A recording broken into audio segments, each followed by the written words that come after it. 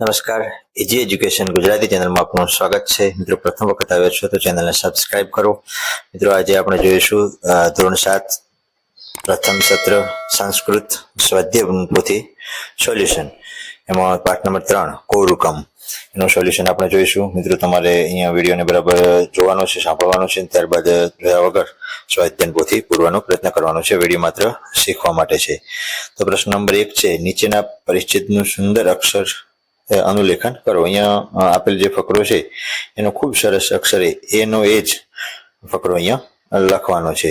એકદા સ દ્રોણાચાર્ય શ સમીપમ અગચ્છત અવદત ચા ગુરુદેવ અહમ અપી ધનુર્ધર ભવિતુમ ઇચ્છામિ કૃપયા સ્વીકુરુમ. આચાર્ય પ્રત્યવદત અહમ કૌરવાન પાંડવાન ચ પાઠ્યામિ અહમ ભવત શિષ્યરૂપેણ સ્વીકારમ કર્તું ન શક્નોમિ. આ રીતે એનો એ જ આપણે સારા અક્ષરો સુંદર અક્ષરો લખાણ કરવાનું છે. પ્રશ્ન નંબર 2, કૌંસમાં આપેલ શબ્દનો ઉપયોગ કરીને ખાલી જગ્યા પૂરવાની છે. કૌંસમાં 3 શબ્દો આપ્યા છે, તેનો ઉપયોગ કરીને આપણે ખાલી જગ્યા પૂરીશું. તો પહેલું છે ક નિરોગી ભવતી, ક આવશે. બીજામાં જનાહ આવશે, જનાહ ઉપાસમ કુર્વંતી. ત્રીજામાં આગચ્છતિ આવશે.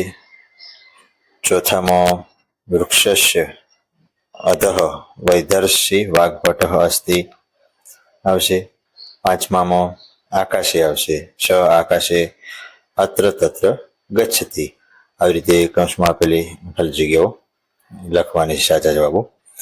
પ્રશ્ન નંબર 3, નીચેના શબ્દોનું સંસ્કૃત કરવાનું છે.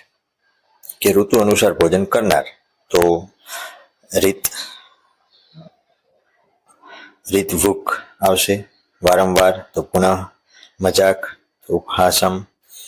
નિરોગી તો અરુક. હિતકારી ભોજન કરનાર તો હિતભૂક આવશે. આપે છે તો દદાતી. સાંભળે છે તો શ્રુણીતી. કોણ નિરોગી છે તો કૌરુક. ઋષિ પાસે તો ઋષિ સમીપમ. યોગ્ય માત્રામાં ભોજન કરનાર એટલે મિતભૂક. આ રીતે આપણે સંસ્કૃત શબ્દો લખવાના છે. પ્રશ્ન નંબર 4, નીચે આપેલા ક્રિયાપદો આધારે વાક્યો બનાવો. કૌંસમાં કેટલા ક્રિયાપદો આપ્યા છે, ગચ્છતિ, અટતિ, પૃચ્છતિ, ઉપવિશતિ, કરોતિ. અહીંયા પ્રથમ છે ક્ષ આકાશે અત્ર તત્ર ગચ્છતિ. બીજું એકમ એવ પ્રશ્ન પૃચ્છન્તિ. ત્રીજું છે ય હિતકારી ભોજનમ કરોતિ. સ વનમ ગચ્છતિ વૃક્ષે ઉપવિશતિ ચ. પાંચમું છે પક્ષી દ્વારમ દ્વારમ અટતિ. આ રીતે આપણે લખવાનું છે. પ્રશ્ન નંબર 5, ઉદાહરણ મુજબ ખાલી જગ્યા પૂરો. અહીંયા ઉદાહરણ આપ્યું છે કે સ ગચ્છતિ, કૌંસમાં આપ્યું છે વન, તો સ વનમ ગચ્છતિ. એ રીતે પ્રથમ આવશે સ ઋષિમ નમતિ. બીજું જનાહ ઉપહાસમ કુર્વંતી. ત્રીજું બાલક ભોજનમ કરોતિ. ચોથું છાત્ર પુસ્તકમ પઠતી. પાંચમું છે ગીતા ગીતમ ગાયતી. આ રીતે આપણે લખી શકીએ. પ્રશ્ન નંબર 6, ઉદાહરણ મુજબ વાક્યો બનાવો. અહીંયા ઉદાહરણ આપ્યું છે કે બાલક ગચ્છતિ ઉપવિશતિ ચ, અને ખાલી જગ્યાઓ આપેલી છે. એમાં વિદ્યાલય અને પ્રાર્થના ખંડ.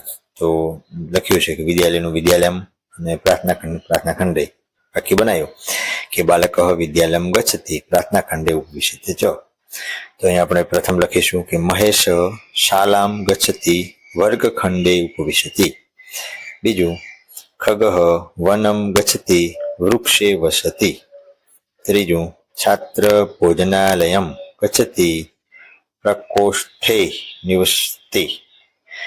ચોથું રઘુનાથ ઉદ્યાનમ ગચ્છતિ ક્રીડાંગણે ક્રીડતિ. પાંચમું ચનઃ મંદિરમ ગચ્છતિ ધ્યાનખંડે ધ્યાનમ કરોતિ. આ રીતે આપણે લખવાનું છે. પ્રશ્ન નંબર 7, નીચે આપેલ સંસ્કૃત પ્રશ્નોના સંસ્કૃતમાં જવાબ આપો. તો પ્રશ્ન 1 છે ક નિરોગી ભવતી. એનો ઉત્તર જવાબ લખીશું કે ઋતુ અનુસાર હિતકારી ભોજનમ કરોતિ સ નિરોગી ભવતી. બીજું પક્ષી કુત્ર અટતિ. તો પક્ષી દ્વારમ દ્વારમ અટતિ. પક્ષી કુત્ર ઉપવિશતિ. તો પક્ષી વૃક્ષે ઉપવિશતિ. ચોથું જનઃ કિમ કુર્વન્તિ. તો જનઃ ઉપહાસમ કુર્વન્તિ. પાંચમું मित भूख शब्दस्य अर्थः किं भवति? तो मित भूख शब्दस्य अर्थः मित्तं भोजनं करोति। आ रीते આપણે સંસ્કૃતમાં જવાબ લખવાના છે। પ્રશ્ન નંબર 8, નીચેના વાક્ય વાર્તાના ઘટનાક્રમ મુજબ ગોઠવો। અહીંયા 5 વાક્યો છે, આડાવાળા છે, જે આપણે વાર્તાના ઘટનાક્રમ મુજબ ગોઠવીશું।